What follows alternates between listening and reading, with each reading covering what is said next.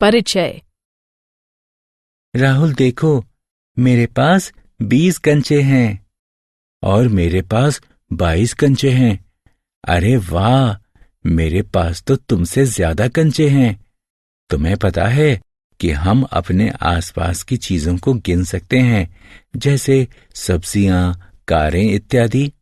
कुछ चीजें जैसे आसमान में तारों को, हमारे सिर के बालों इत्यादि को गिना नहीं जा सकता। राहुल, गणितीय रूप से तुम पूर्ण संख्याओं के बारे में बातें कर रहे हो।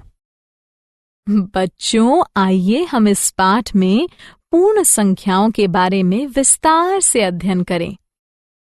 उद्देश्य।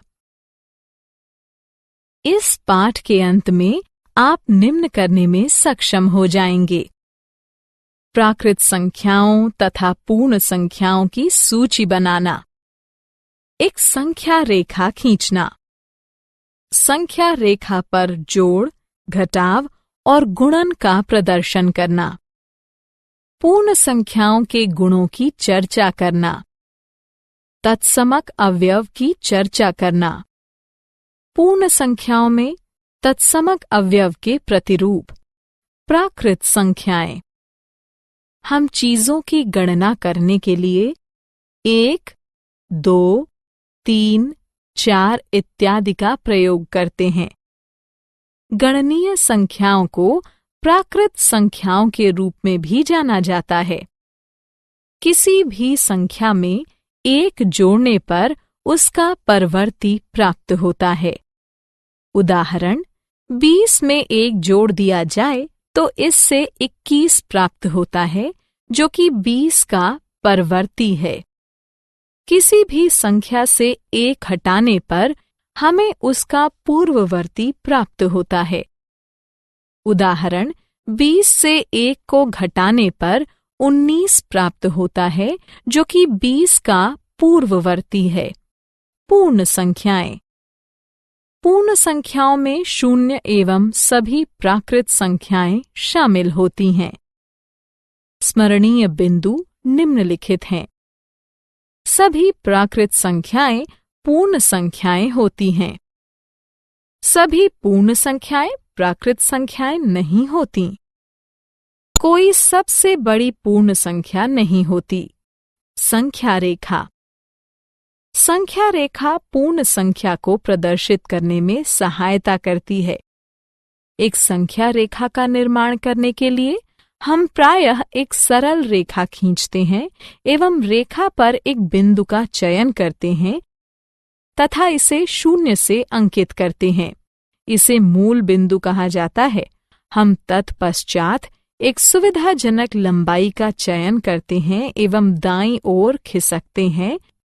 0 से प्रारंभ रेखा के साथ क्रमिक अंतरालों यानी हिस्सों को चिन्हित करते हैं। हम अगली पूर्ण संख्या के साथ एक नया अंतराल, अंत बिंदु लेबल करते हैं। एक संख्या रेखा पर किन्हीं भी 2 क्रमिक बिंदुओं के बीच की दूरी को मात्रक दूरी कहा जाता है। संख्या रेखा पर 2 पूर्ण संख्याओं में से किसी संख्या से बड़ी संख्या उसके दाईं ओर आती है। संख्या रेखा पर संक्रियाएं। संख्या रेखा पर योग की कल्पना आसानी से की जा सकती है। आइए संख्या रेखा का प्रयोग करते हुए 3 और 4 के योग की कल्पना करते हैं। 4 + 3 ज्ञात करने के लिए पहले हम 0 से आरंभ करते हैं, फिर 4 इकाई दाईं ओर खिसकते हैं। अब हमारी स्थिति 4 पर है। फिर 4 से 3 इकाई दाईं ओर खिसकते हैं। अब हमारी स्थिति 7 पर है। इस प्रकार 4 + 3 = 7 प्राप्त करते हैं। 2 पूर्ण संख्याओं को घटाने पर जितना घटाना होता है उतना स्थान बाईं ओर खिसकते हैं। मान लीजिए कि 2 पूर्ण संख्याओं का योगफल 11 है एवं 11 में से हम 4 घटा देते हैं। हमारी कल्पना में सहायता के लिए हम संख्या रेखा का प्रयोग करते हुए देखते हैं कि यदि हमारी स्थिति 11 पर है एवं हम 4 इकाई बाईं ओर खिसकते हैं तथा इस प्रकार हम 4 इकाई हटा देते हैं, तब हमारी स्थिति 7 पर होगी। इस प्रकार जब हम 11 इकाइयों में 4 इकाई घटा देते हैं तब 7 इकाई शेष बचती हैं। गुणन का तात्पर्य है निर्दिष्ट इकाइयों की बहुबार उम्मीद करते हुए दाईं तरफ खिसकना। उदाहरण के लिए 2 गुणा 5 0 से आरंभ करते हुए एक बार में 2 इकाई दाईं ओर खिसकते हैं। ऐसे 5 बार खिसकते हैं, आप 10 पर पहुंच जाएंगे। अतः हम कहते हैं 2 गुणा 5 बराबर 10 है। पूर्ण संख्याओं के गुण। किन्हीं भी 2 पूर्ण संख्याओं को जोड़ने पर योग राशि भी एक पूर्ण संख्या ही होती है। किन्हीं भी 2 पूर्ण संख्याओं का गुणा करने पर गुणनफल भी एक पूर्ण संख्या ही होता है।